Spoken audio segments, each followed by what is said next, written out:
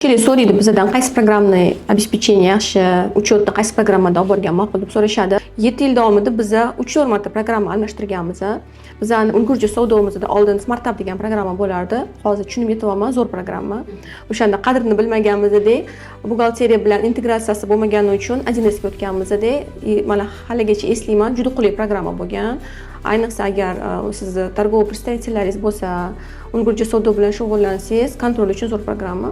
O'zimizning chakana savdoda bo'lsa, 7 yil Regis degan programmada ishlaganmiz.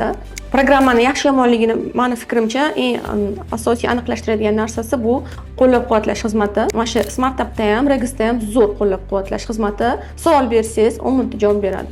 Programmistlarning eng katta problemasi shundaki, bir xilda ularga yozsangiz javob bermaydi, telefon qilsangiz trubkani ko'tarmaydi va programmistlarning uslugasi juda qimmat turadi. Shuning uchun programma o'rnatayotganingizda har doim aytaman, shunga ahamiyat beringlar. Bu programmani ildizi katta bo'lishi kerak. Ya'ni ko'p firmalar bilan ishlaydigan, ancha yildan beri ishlaydigan va texnik shu служба поддержкасы zo'r bo'lishi kerak. Mana shu programmalar zo'r. Lekin hozir biz 1С ishlatamiz. Nimaga? Chunki 1С buxgalteriya olib boramiz ishi va 1С buxgalteriya bilan birga ishlaydigan programma bu 1С управление торговли.